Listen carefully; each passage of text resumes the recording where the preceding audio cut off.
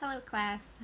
As I mentioned on phone calls with all of you, I don't know what the deal is with the connectivity right now, but Blackboard Collaborative appears to be down. It just keeps loading for me and then eventually telling me it can't connect right now. So, um, I am going to upload all of these on YouTube and send you the link as you are seeing now. If you haven't gone into Blackboard, please do as soon as possible. Go into Blackboard, look at the syllabus, look over what's coming up, take the pre-test, please. And if you go to week 1, you'll see assignments that are due this week. You'll see the chapter overview. If you haven't bought the book, that's fine. The chapter overview should suffice. There's a final exam which is on all of the chapter reading. So that's really up to you. But uh, it it's not a hard exam. It's everything that we'll cover. If you have any questions at all this term, please feel free to reach out to me. I don't feel like anybody can ever ask too many questions. So if you have any questions, send me an email or text me, give me a call. My phone number and my email are listed in the syllabus as well as the Meet Your Instructor profile on Blackboard.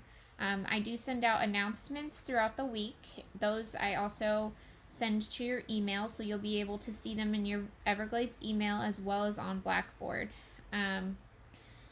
So I'm going to do a couple of mini videos. That way we can cover each thing, and then if you have any questions, you'll have a chance to write them down and text me, call me, email me, whatever it is. So the class is supposed to be on a Blackboard Collaborative every Monday. This is a directed study, so it's a 4 hours a week instead of the 12 hours. So we're going to run it on Monday starting at 6.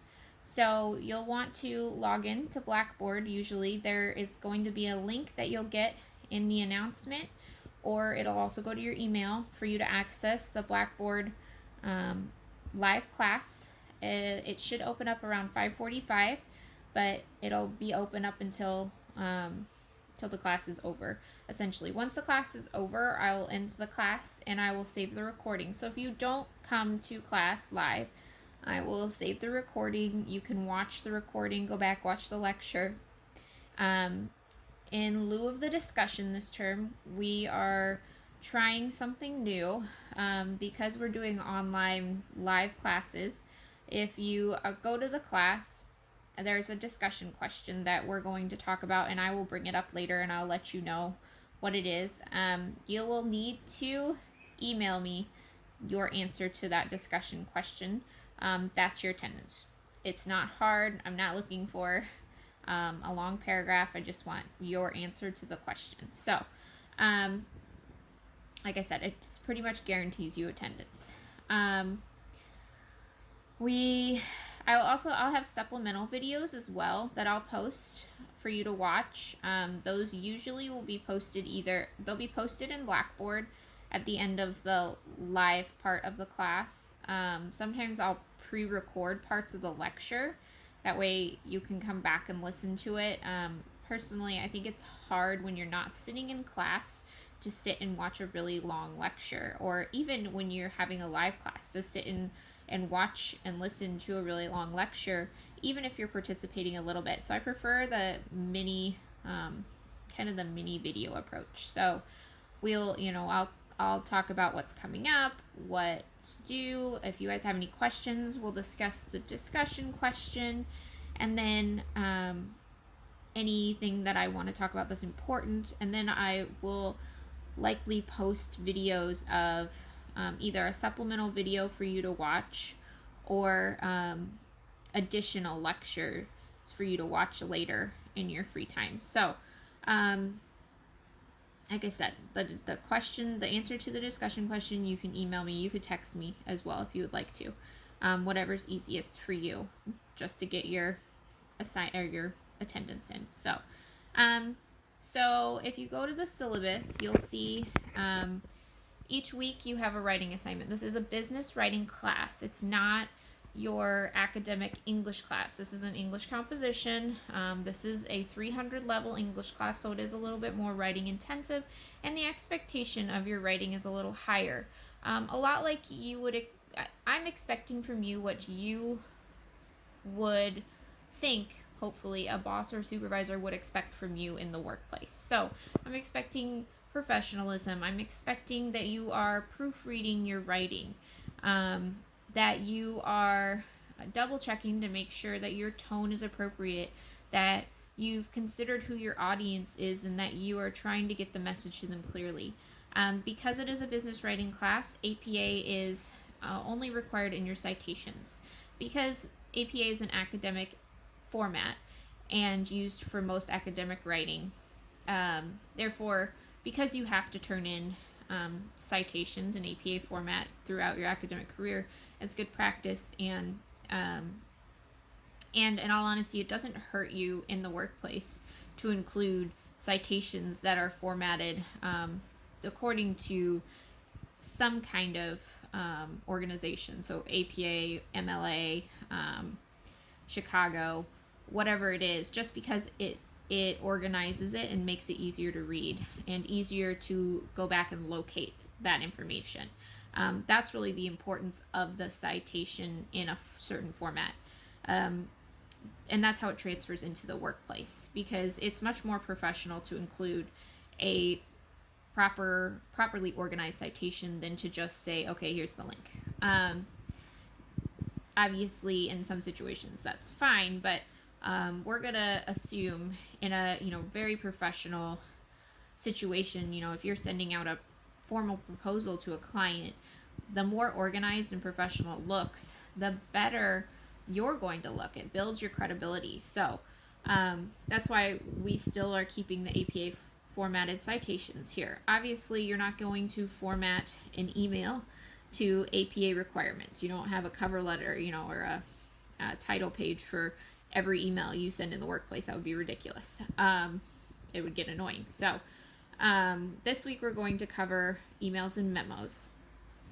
In week 2, if you look ahead, you're going to see that we're going to cover business letters and resumes. So you will turn in a resume at the end of week 2, which most people have already. So this one's a little bit of a easier assignment in the sense that you just have to update your resume. And we'll talk about that next week in week 2. Additionally, you will write a cover letter, which is a form of a business letter, and we'll discuss that as well. In week 3, you're going to do a informal or formal proposal, which it depends on which one you want to do. The informal proposal we'll discuss in week 3. You'll have to write an informal proposal suggesting some kind of change in your workplace, or a formal proposal discussing, it's not really discussing, preparing a formal proposal for a client or bank proposal for a new business. You get to choose the specific topic, and I want to encourage you, as I always encourage students, to choose something that might have some meaning to you, because first off, that means that the assignment is going to have more meaning to you. You're going to put more into it because hopefully you're going to be getting more out of it. I've had students use this assignment for both formal and informal proposals. I've had a student use an informal proposal to create an entire plan on a state or national park, I don't remember which one, a park cleanup though, and how as a business, how his business could provide what this park needs and how it would ultimately save them money. And it ended up being a fantastic proposal because it was something that he was passionate about. I have another student who is passionate when he's done with school in starting his own drone company, which he already does freelance, and so he used the formal proposal as an opportunity to build this entire proposal presentation that he could present to a bank with his everything that he needed, his 5-year plan, his equipment, his profit, his losses. And again, it turned out to be an incredible proposal and an incredible presentation because it was something he was passionate about, and it's something that he's planning on using in the future. So that